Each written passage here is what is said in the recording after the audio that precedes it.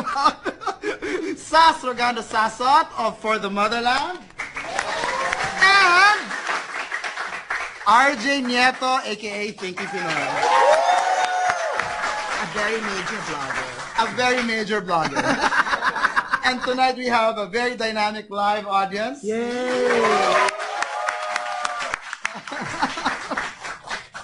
Anyway, so we're here in Cebu because RJ, Sass, and Mocha was also here because we had we attended this PDP Laban event, but none of us took our oath. No, didn't. Yeah, and no one declared that they're 100%.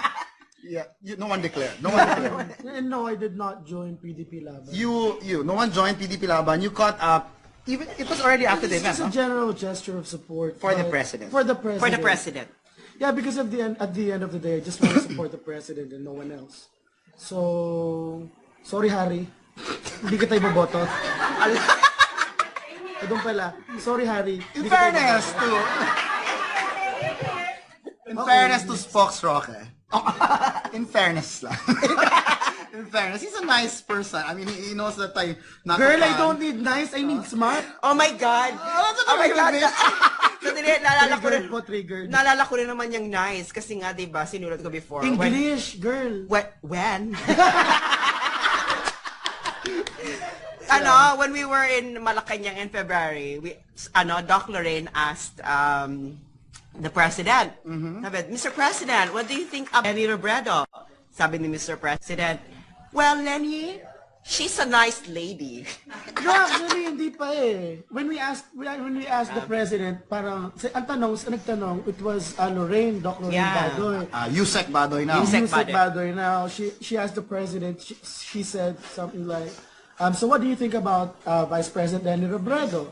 The president's answer was an outright, GMA is a brilliant woman. Wow. Segue. Yeah. Segue. Lenny is a nice lady. After na. After na nun. Kaya when you said, Harry Roque is nice, parang... GMA is a brilliant. Let's just say, Harry Roque is very huggable. But to be fair with Harry Roque, to be fair,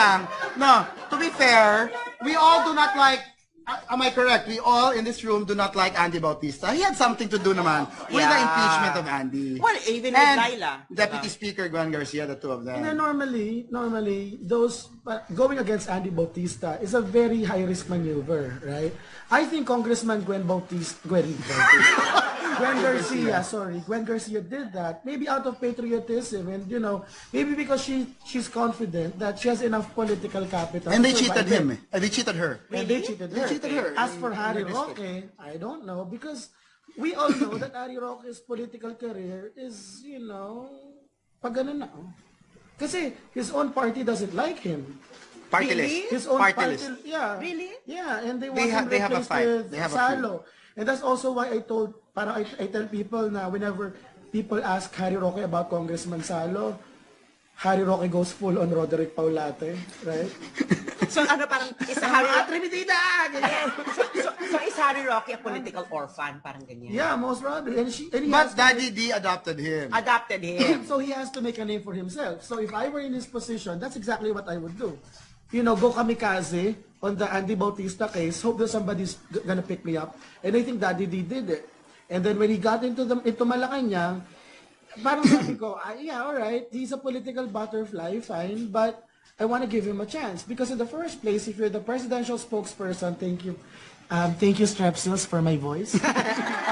Because last time I didn't have a voice. So when you're the presidential spokesperson, all you basically have to do is to parrot whatever the president says. And maybe, explain it a bit, but not, not take liberties at explaining it. So I was like, all right, it doesn't really matter to me if he's a political butterfly, as long as he just parrots what the president says until 2022, then I'm fine with it. If he wants to run for Senate in 2022, then fine, I'm gonna campaign for him. That's gonna be his reward. But the problem is, in his first week, my God, does the world record from the most loved newly appointed guy to the most hated newly appointed guy in just 24 hours. Diba? Or at least may na-achieve siya. Girl, nahiya si Papa Jesus, you know why? Girl, si Papa Jesus, water into wine. Siya, hollow blocks to pandesal. But Sorry. man cannot live on bread alone. No, but ako naman, I somewhat disagree with RJ here. I somewhat disagree because I feel, if he's going to stay, if the president's not going to replace him, then I would like the spokesperson to speak from a position of strength. But whatever the case, what this Harry Roque episode proves is that the Duterte supporters are not mindless robots who are told or Well, who are some of paid. them are, joke lang.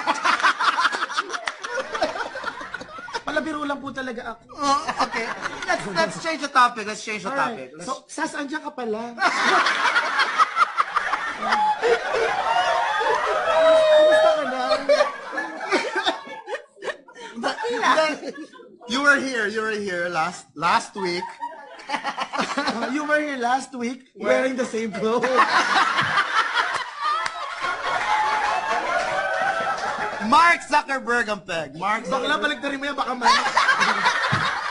manuno ka, girl. No, but you were here. Sass, she opened up and she poured her heart out. Lahat ng t-shirt ko black. Kasi gusto niya ibalik sa akin yung joke. Sabi, di ba, I told her, baliktarin yung damit niya, baka manuno. Tapos sabi niya, ay pati ikaw, ganyan. Girl, black lahat ng t-shirt ko. Mark Zuckerberg. O ano yung kay Mark Zuckerberg? Hindi, di ba paulit-ulit siya ng damit? Okay lang, bilyonaryo yun eh. Hindi, pare. Saka Girl, si kahit Steve pare-pareho Jobs, damit saka si nun, Steve hindi Jobs. halata na mahirap. Ito, girl. Mahirap talaga to, girl.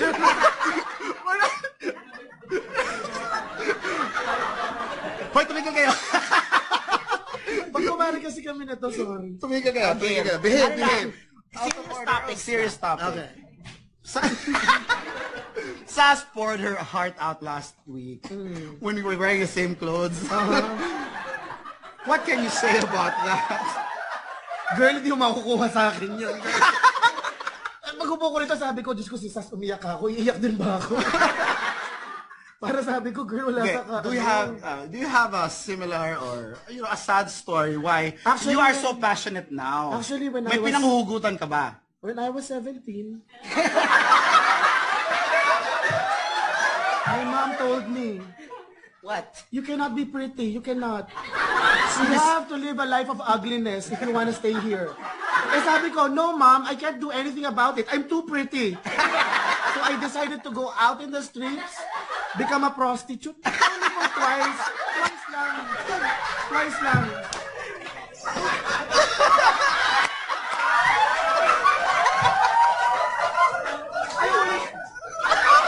I only did it twice. Not once! That was so long ago and it hurts. Kasi si Jover, gusto niya ibilitin yung pinagdaanan ko, girl. Wala. Acting Pinoy! Hindi ka ba? Galing, hindi ko kinaya. Baka walang biro kasi buko tumutulog. Pamas! Parang ako rin na. Okay, tanong na. Yung totoo na Hindi, totoo yun. Totoo yun. Are you serious? I mean, yeah, may pinanghuhugutan ka ba? Where is this coming from? Where is your passion for our country? Why are you interested? And of course, I asked you about that when you were here. Why are you interested in politics? But I didn't ask you if you have like a traumatic experience in your childhood. Why? Sometimes, diba, everything can be traced. Hindi kasi ganito, a lot of people castigate me because they tell me na parang I'm rude, I'm mayabang, and that's true. Alright, I'm not. O, ganyan naman Yeah, talaga siya. but my attitude is about telling you the unadult. Bakit may tumutulog? I'm telling you the unadulterated truth. Alright, that at least what my conscience tell me as the truth. I might be wrong, pero at least I don't go against my conscience. Now, the question is, why am I doing this? Kasi I started my life, parang everything is according to plan. Na I was in UP, I was a consistent university scholar. My GPA back then was around 1.23, 1.24. Wow! Ano yung sabi ni Mocha kanina? Ano yung sabi ni Mocha? Ang hangin! Ang hangin! Hindi, pero ano, At nakasama niya si Falsis, ha? Di ba nakasama mo yan sa debate? I have a pass. no? You had a pass. No. Hindi. UP debate, di ba? No, he's from FEU. Hindi sinikasama sa UP debate. Fake news yan. Ah, si Daria. Sa Hidari. Richard. Oh, kabash ko siya na applicant ng ano. Gwapo pa siya nun, in fairness. It's okay. But I will not comment on the quality of his breath. But anyway, I said I will not comment. Hindi, ganito. I regret having them here. The opinions and expressed in the show do not reflect Was the management. on the buzz. Hindi, ito. Hindi, everything was going according to plan. But my dad died, tapos, pressure, and I was very sheltered. So, nag-breakdown ako. You had depression? I dropped out of college. Tapos, I did like very odd jobs for the next Prostitution. several years. Never prostitution. I can neither confirm nor deny. Tingnan na lang kung gaano kaganda and judge for yourself. Kayo na lang sumagot ang tanong na yun. But anyway, so, pero somehow, I parang 6 years later, I went to Davao. A long story, pero Davao essentially fixed me because it showed me na you can just focus on your career because everything else in your life works. Because in Davao, all you have to really worry about is your job, nothing else, because you don't have to worry about, who's gonna pick me up before I go home kasi di naman ako marirape, di naman ako mananakawan kasi safe sa Davao. Tapos you won't have to worry about fixing paperwork because the government there really serves the people. So so Davao fixed me. And then, parang years passed, I was able to get up on my own, tapos, I had a very comfortable life. I was traveling the world, na to the point, girl, na nagreklamo na ako na lumilipad ng aeroplano. Girl, pag Pilipino ka, nagreklamo ka lumilipad ka na sa aeroplano, social ka na nun. Yeah. Social ka na nun. Social na ako nun. Pero $30 a night yung mga, hotel ko sa New York. Yung mura lang po. Saan yan? Pupunta ako baka Mga hostel bookers, yung dormitel. Sabi ko nga, Let's talk kahit about it pangit yung hotel ko, hindi naman pinapost sa Facebook yung picture niya. Where's that coming Girl, from? hindi, di ba yung pag-hotel, That's ano bang pangit yung hotel mo? Ano ba kung $1 pizza kinakain mo? Ipag-promote ka sa Times Square, di ba? So, anyway, ang point doon, by the second or third time I went to New York, I told myself parang, I'm just burning money. I don't need to do this. Tapos when I come back to Naiya, I can see people, alam mo yun, yung mga socio-economic classes DE, na mga domestic helpers, yung nila. Tapos I can see the misery firsthand. So I said, I already enjoyed my life. I've lived my life. So if I have maybe a few years left, or maybe a few decades, hopefully, I'll just give it to my country. So that's why I tell you shit, pero with humor. And that's why you do what I do right now. You're very good friends and Yeah. Sass in our episode. Hoy, wala bang palakpak dyan? Kumara na Dapat meron kang clap. Diba, Sass gave the credit to you for having discovered her or maybe making her the household name that she is now. Do you ever disagree? What has been the most? yeah. What issue did you passionately disagree? With each other, amongst yourselves. Ano ba? Talagang. Wala kasi So we kakaiba became ko friends. yung- We became friends because of a disagreement. Really? Yeah. It was about the article how Lenny Robredo. Talaga si Tineri Robredo talaga, Lenny di ba? brings us all together. Talaga. Yes. So it was about my article. She said reunifying, Yeah, the title was how Lenny Robredo crippled Malacanang. How Lenny Robredo and Malacanang crippled freedom of information. Kasi when she was still the representative for whatever in Bicol, she filed yung Freedom of Information bill. Without any exemption. It was just a very simple 6-page bill na it's super powerful. However, Pinoy and Malacanang called her to Malacanang, tapos I don't know what transpired, pero a month later naging 35 pages na siya at meron ng executive privilege. Parang they basically watered down the bill. And I was parang may mali. Ayoko ng ganito, sabi ko. O dahil ito na yung disagreement namin ni Sass nung nagdoon sa application. Paano kung pumasa, what if this law was enacted and it's here right now. So ayun yung mga 1 2 3 4 5 yun yung mga 5 kong conclusions. Binara ako nito. Yeah, it was about kasi yung diplomatic negotiations. Kasi that's my background. Ang sabi ko kay TP, you cannot reveal to the public what's happening in the diplomatic negotiations. Ay, pero mali ka daw doon. Alam mo sino nagsabi? Sino? Rappler. Bakla, pinablish nga nila, nireveal nga nila. Ay, mali nga sila kasi you cannot reveal it kasi it would actually undermine the negotiations kasi diplomatic negotiations thrive in secrecy. Not, it's not because there are side dealings or sinister things going on in a negotiation. It's just because, diplomats need a wide latitude for action.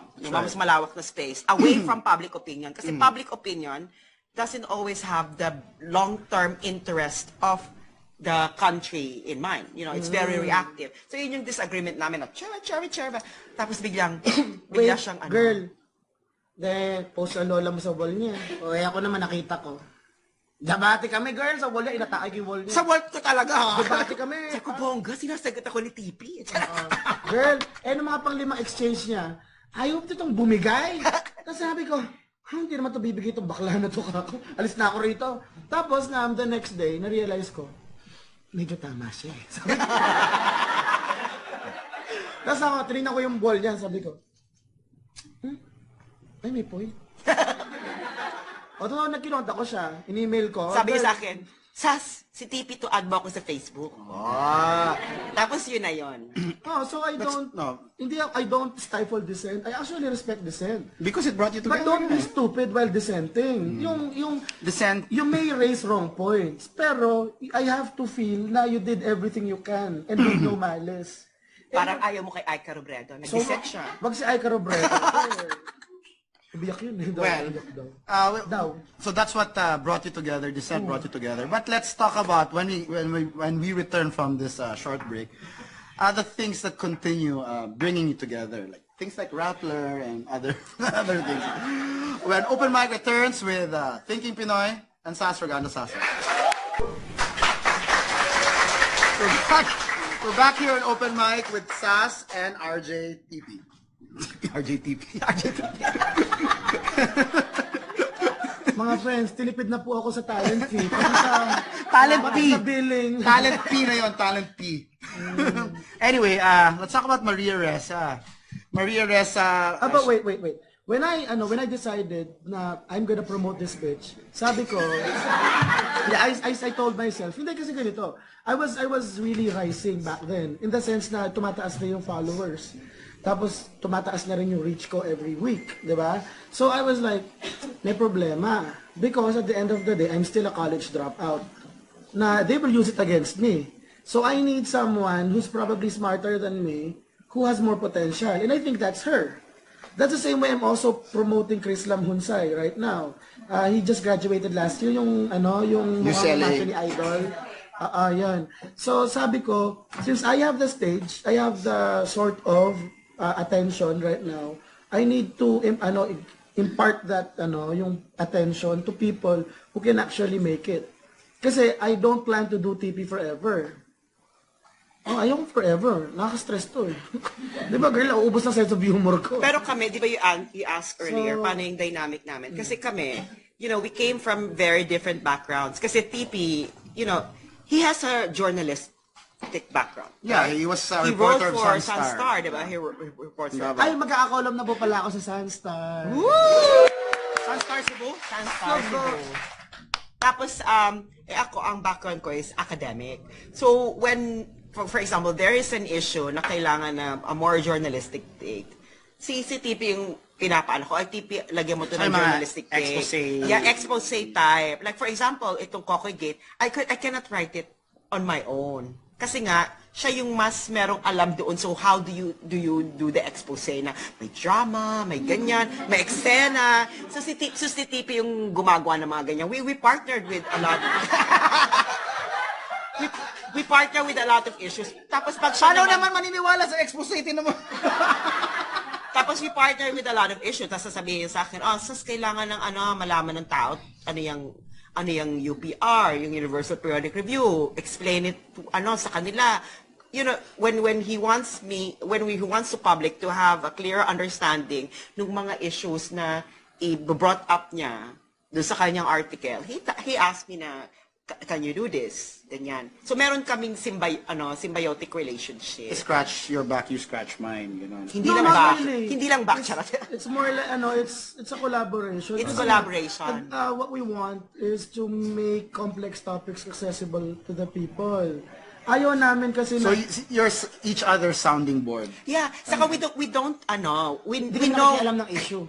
saka we know our we know our niche. We know what we're good at. That's why we're not insecure of each other kasi we know what we can give to the public on our own. Okay.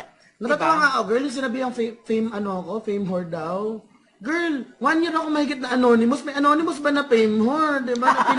Girl, diba? Kung gusto kong maging fame whore, umpisa pa lang, nakalantad na ako. Nag-eksena na siya. Saka hindi lang kami dalawa ha, parang si Mocha, parang we talk to each other. Na, we don't really step on each other. Tsaka iba-iba kayo ng strength. Yes, Magkakaiba exactly. talaga eh. Tapos, Even the minor bloggers have different strengths. Oh, very minor, major. Ganyan. Hindi, but we just respect each other's opinions. Tapos, Wait, can I just digress? You said that you're going to start writing for Sunstar soon. I saw that you met with the Garcias behind Sunstar. akala ko hindi tutuloy kasi tagal nila magsulat ng letter eh. Sabi ko, bimit-bit nyo ako, tapos hindi naman kayo magpapadala ng offer. Tapos pinadala last week, so salamat po. So, and Sass has a column in Manila Times, and I have a column in CDN Inquirer. So, in a way, we're mainstream. Yeah. Oh, meron yung radio show eh. Karambola radio po, show. 8 to 10.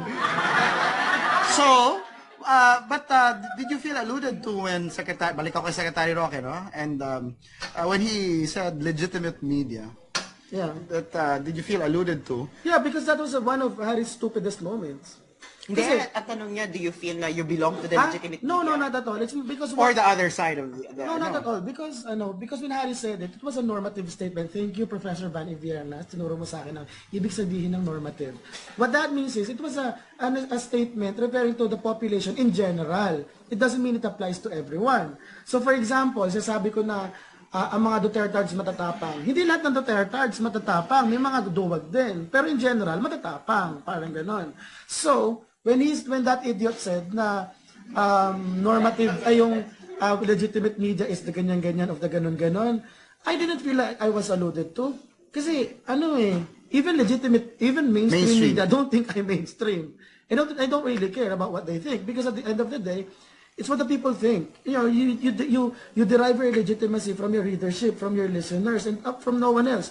I don't really care if I'm given one of those awards. Speaking of your radio show, Pia Ranada filed a complaint. Oh, another idiot. She filed a complaint. First she called out DWIZ. And I think because she felt that DWIZ might not act on it, she elevated it to the KBP. Yeah. What is the status of that complaint now? It's gonna be trash. Kasi for one, number one, she filed a case at KBP. Kapisanan ng broadcasting. Kapisanan ng mga akala ko KKK. Pero so nagdala siya sa KBP. However, KBP can only castigate DWIZ if it was an official statement from DWIZ. Now, unless DWIZ says na what TP said is also what we think, hindi yun by default. So at the end, ako lang ang accountable. So, ngayon, kung i-analyze mo ng konti, semantic nitpicking lang yung ginawa. Pamimiloso po lang ang ginawa ni Piera niya. Hindi, it was really idiotic. Yeah. Na, So, But KBP has the power because they did it to Mocha. huh? Right? no, it was Right? No, it was a different. It was a different- It wasn't KBP. It was a totally different story yung kay Mocha. Ang thing, Pia and Rappler are not members of the KBP. Hindi man nga lang sila Philippine Press Institute. Wala sila. NUJP, hindi rin nga sila member eh. So why would they complain, hindi naman, wala naman silang legal existence sa KBP in the first place.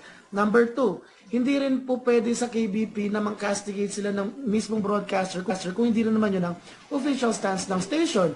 Tapos number 3, irrelevant na yung KBP. Ang DZBB, yung GMA, hindi naman KBP yun eh. Are they not? No, they're not. And they've been doing it for Hindi so sila long. kasapi sa kapisanan. Yeah, they weren't part of it. So, Saka what is the issue? That's the point. What is the issue with My the... God. ganito lang kasi, Pia. Kung feeling mo may mali, kasuhan mo ako, grave threats. Hindi, Inciting to grave threats. Hindi, alam mo ganito ha, yung take ko dyan. Kasi Pierre Ronaldo Robles, di ba, release a statement. Sabi niya every morning, he consumes, parang ni-restate niya yung parang ni-restate niya yung sinabi ni Miriam Santiago na every morning, she reads death threats. For breakfast. Ako naman, parang, seriously, you read death threats for breakfast, but you haven't filed any complaint to the police for any of them. Tapos yung figurative pa yung inaatake mo. Yeah, but for me naman, just because you got death threats from other people doesn't mean it came from him. Just because he had a metaphorical, Hollow block. Girl, ang point dito, ganito. Kalokohan lang yung issue na yon. Tapos marami nagsasabi sa akin, why are you talking so much about it? Gagawin nyo lang sikat si Pia. Totoo naman kasi ang bobo ng issue. And I said, ba't ko pa pinag-uusap? Gagawin ko pa daw sikat. Kawawa naman, 17,000 lang yung followers niya. Yan ang madagdagan kahit mga 500. Or 700. O 700. Kung umalis doon sa isa, lumipat doon sa kabila!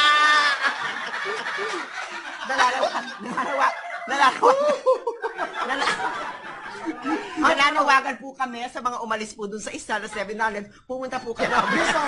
Besides yung inalisan ng 700, he doesn't care. Okay, let's talk about...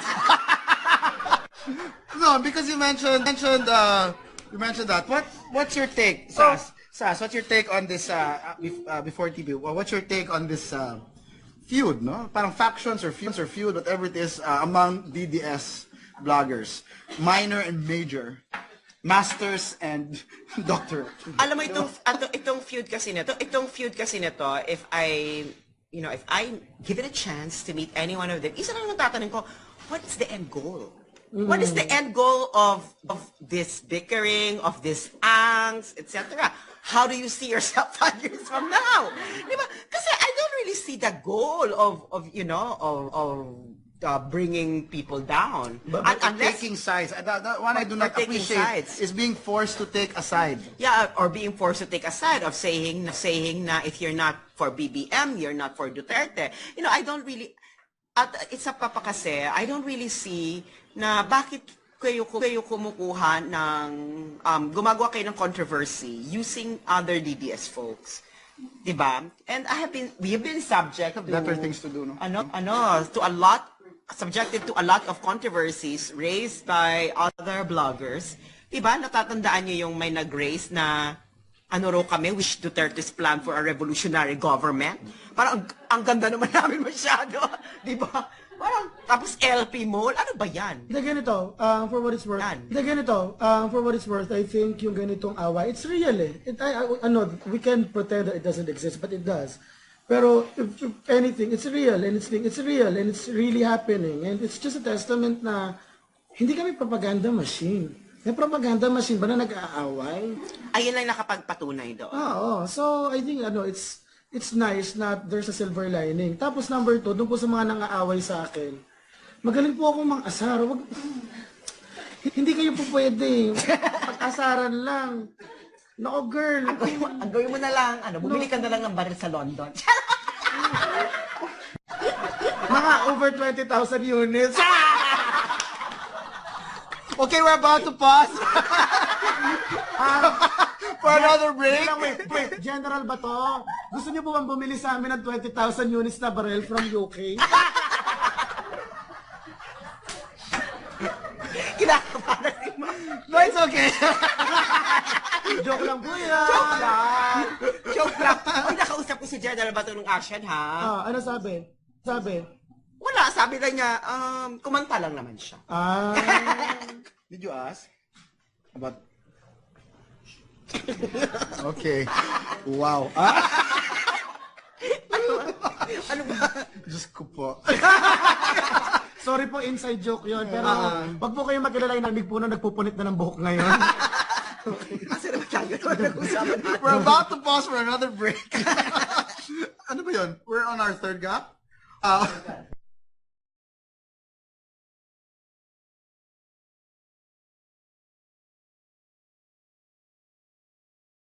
Narinig po na nagpupunit na ng buhok ngayon.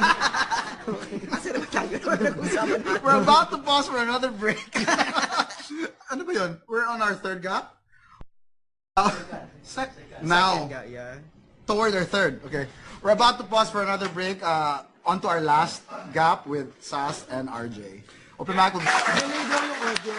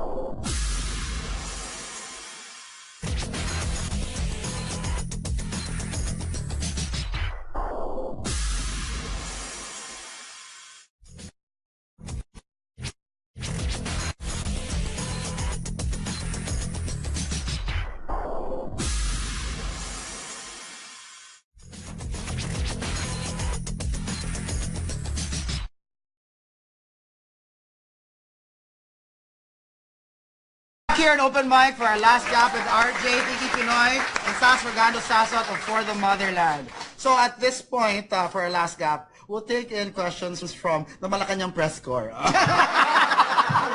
Ito lang, mabilis na disclaimer lang. Kasi a lot of people think na since we support President Duterte, we support his entire government. No, well, we do, we generally do. But that doesn't mean na we will give you parang unwavering na, yes po, ang galing po, ang galing niyo po. It's not gonna work like that. We have our own principles eh.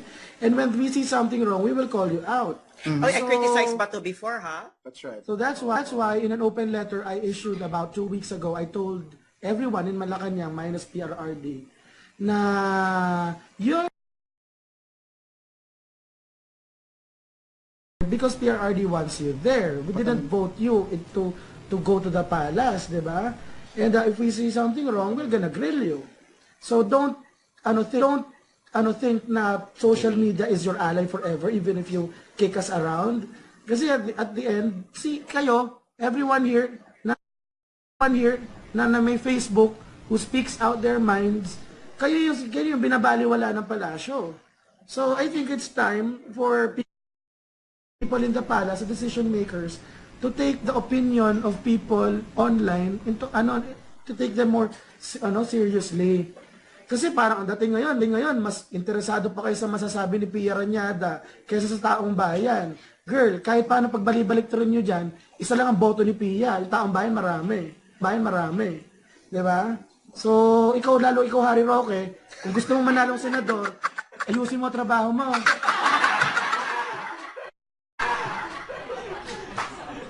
Okay. Okay, at this point, I'd like to take questions from our members of the Malacanang Press Corps. Malacanang sa Sugbo. Malacanang sa Sugbo. That will hopefully be reopened. We have a question from ma'am. Ma'am, please state your name and the media organization you represent.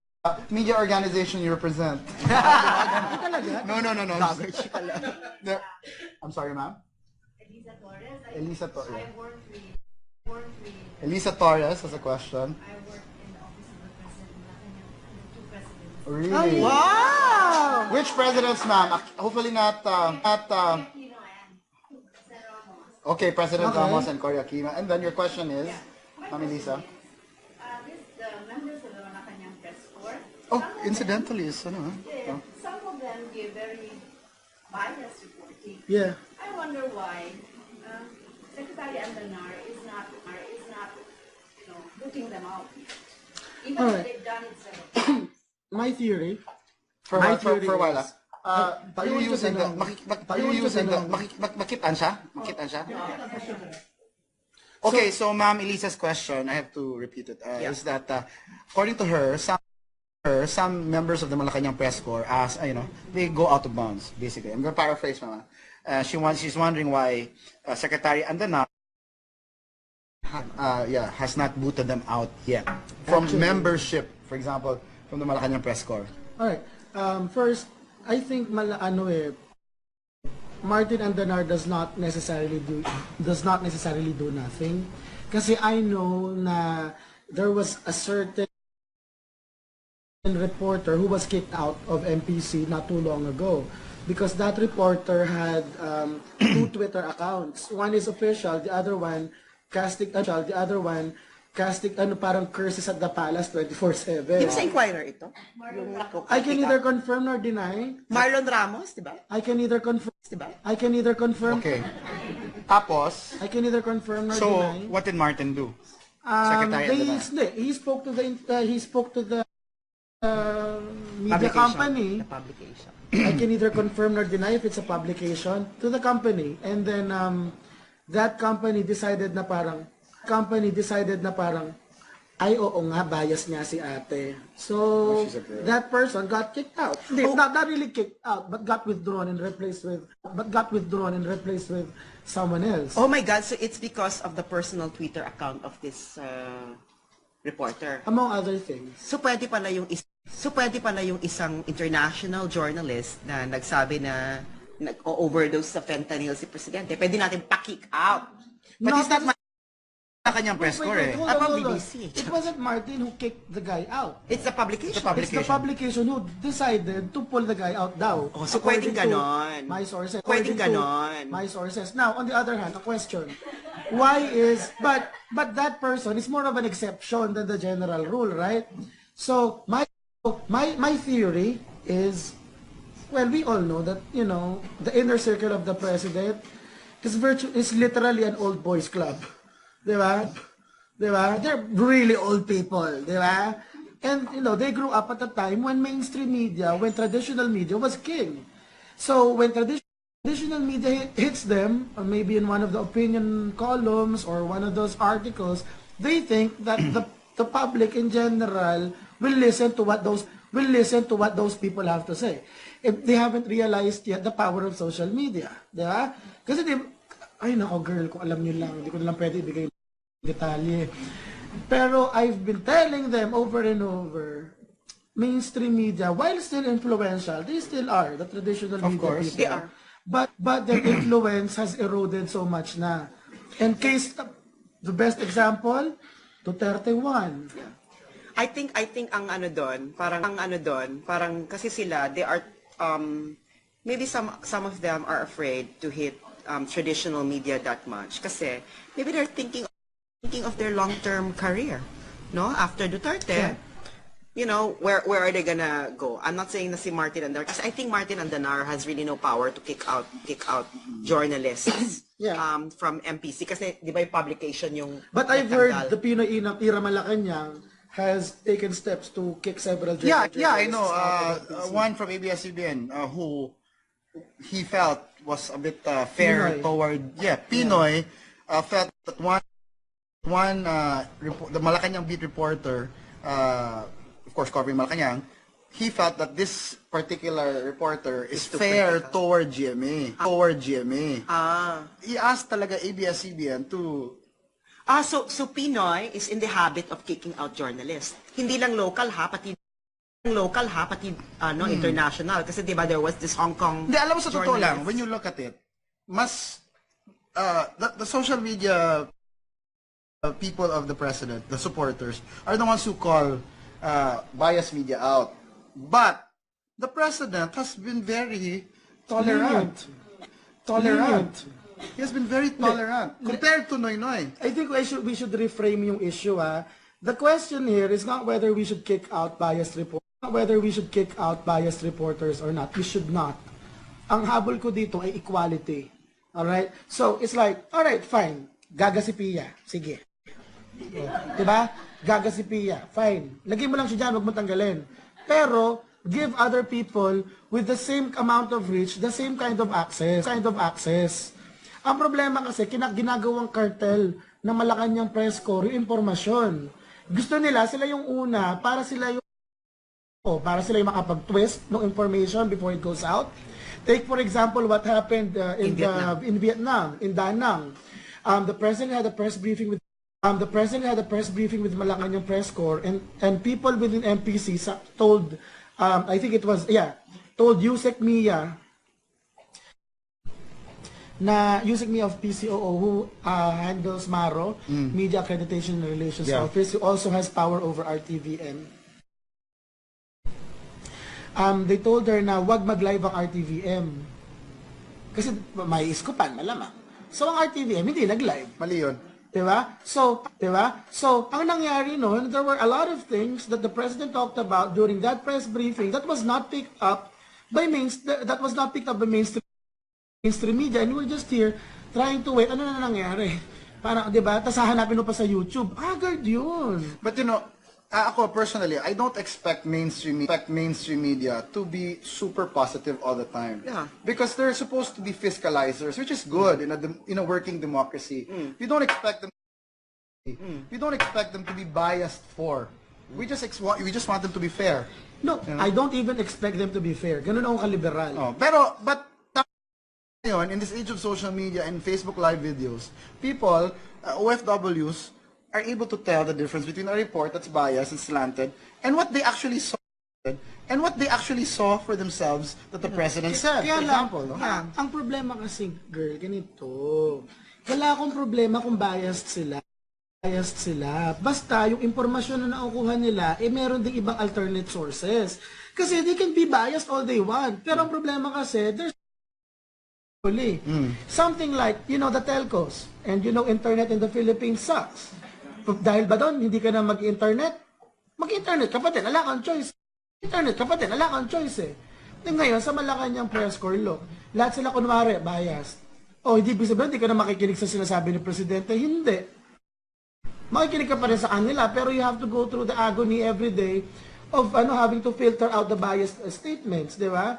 So what I'm trying to tell Malacanang is give people access. Hindi mamamatay ang Malacanang press corps kung may 5 kang vlogger na isali. Di ba?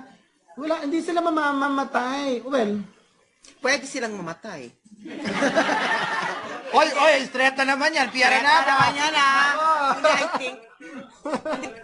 Hindi, I think kasi ganito, in the age of Facebook Live kasi, parang nagiging irrelevant na yung Malacanang press corps kasi the reason why they were there at yung competitive advantage nila over other journalists is sila yung merong direct access dun sasabihin ng Pangulo, yung mga sasabihin ng spokesperson. Pero in the age of Facebook Live, everything that's being said there is instantaneous yung pagdating sa mga tao. So, ano pa isusulat mo? But Sass, I agree, no? But to an extent, mainstream media in the Philippines, local press, they have a way, international coverage a lot of times they base Local. they base it from the local reports. Yeah. So that's how the Malacanang press corps is relevant, and that's why I sort of understand, for example, the spirit of why Harry Roque was trying to do what he did. Yeah. Although it came off as wrong choice of words. No, but that's how I see it. He's trying to. I think you can't fault someone or this administration for trying to reach out to mainstream, despite the bad blood, despite the unfair coverage, because we at least have to try and see, if it will work. Whether mainstream media in the Philippines report fair or will come up with a better, fairer coverage because of a better relationship with OPS or PCO, and whether Western media will also have a better, fairer coverage as a result, it remains to be seen. But there has to be an effort to try. That's just how I see it. It was Sass who taught me that the best weapon against misinformation is more information. It's not shutting out whoever is misinforming people. So, how will we do that if we limit the avenues of information? Just open up the democratized. Diba? So basically, what they're saying is they're not opposed to Malacanang press corps. They can continue reporting the way they report. Whatever they But don't report. turn it into a monopoly. They're turning it into a cartel na sila lang ang po pwedeng nandoon.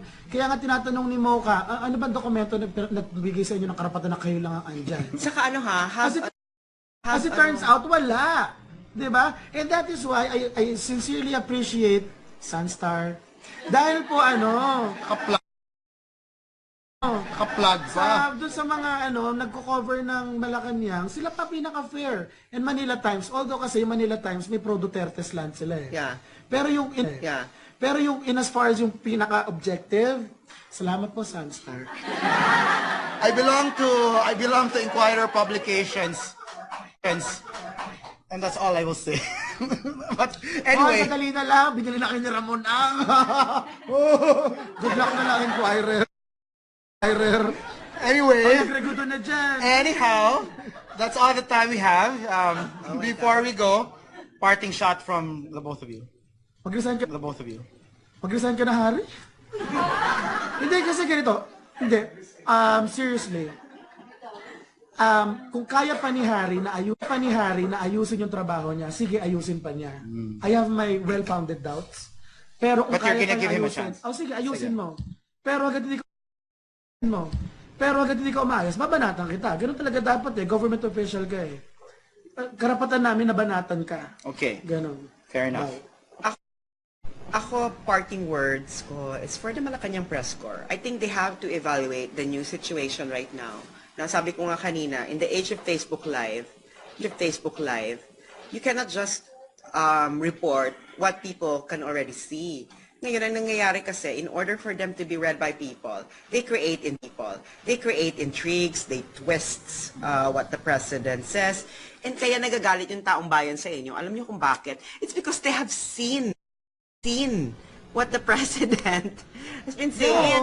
They have heard it, That's stupid. And they, these people, you cannot fool them. Especially if the information, they could easily access it. The access to information has already been democratized. Now, how are you gonna add value in this new situation? Pinag-usapan namin to sa Karambola eh. Sabi ni Conrad Banal, right? Sabi niya, tinanong ko siya eh, kasi diba veteran journalist. Sabi niya, walang added information nila is yung research and contextualization. So they have to make their reports richer. So if the president says, for example, sipain kita, so you don't just report yung sinabi niya yon. You have to investigate where is the president coming from. You have to ask the president, Mr. President, why did you say that? Where were you coming from? In that way, you enrich the discussion. Just like, for example, yung sa ASEAN Summit. Nung nag-away kayo ni Jonathan Head, alam mo nangyari doon? Ganito, girl. Nag-away, nilapitan siya ni Jonathan Head. Ganon-ganon. Tapos walang pumapansin, silang dalawa lang. And then, after like a couple of minutes, nagko-converse siya dun yung mga journalists. Tapos kanya-kanya ng Facebook Live, kahit wala namang mga followers. Tapos, nung nag-split na si Lola mo at saka si Jonathan Head, na carry naman yung split, walang away na bongga. Carry lang. Like, nice meeting you. Alam mo ba, ni isa dun sa mga journalists na walang followers, walang nag-interview sa kanya na parang, ano ba nangyari? Walang ganon. Or why did you say that? Ano na sila agad. So yung sinasabi ni Sass na you just relay it as it is, na wala man lang context. Kasi, ba't pa ako makikinig sa inyo? Pwede ko lang panoorin yung Facebook Live, wala pang karga mo. Yeah. Diba? You know why they don't ask that and then they don't put context? It's because they would like to make a spin out of it. You know, if you spin something, if you're a spinster rather than a journalist, what you're just gonna do is drop the context of the conversation and drop the context of what's happening. And that's what they've been doing to the president. Yeah. Kaya maraming galit sa inyo. It's not because of the weaponizing hate bullshit that Reza has said. It's because, you know, you cannot fool these people who has access to the real information via Facebook, and then suddenly you're gonna report something totally different.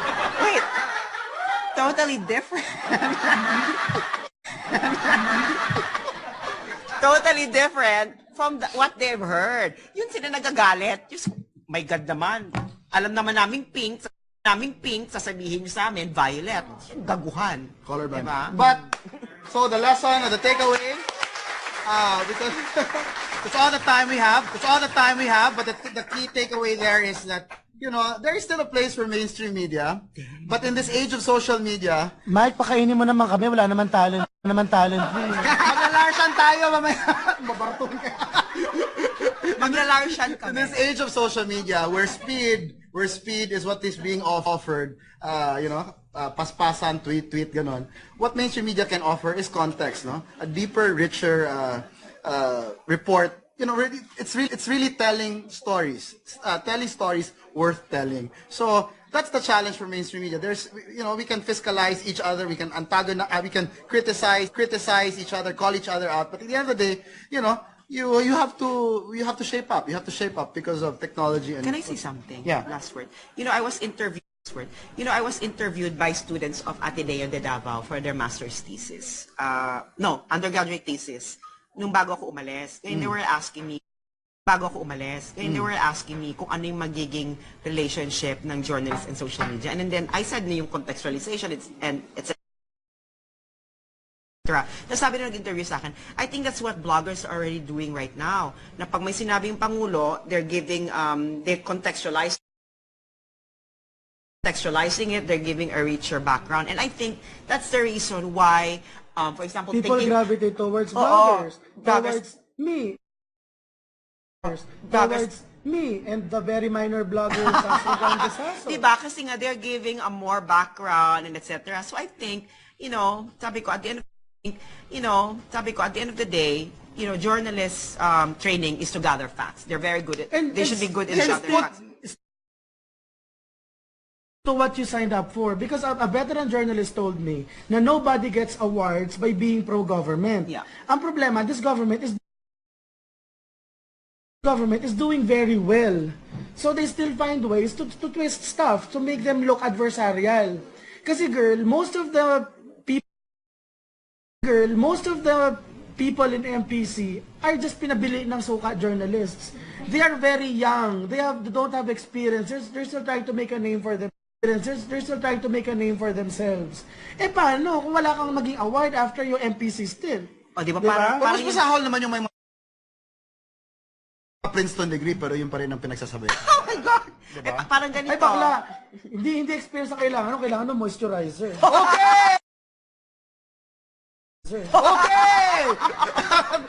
This has been another episode of Open Mic, and this one was with Thinking Pinoy, RJ Nieto, and Sass Sasot of For the Motherland. This has been Mike Lopez until I return from my vacation. Good night and Godspeed.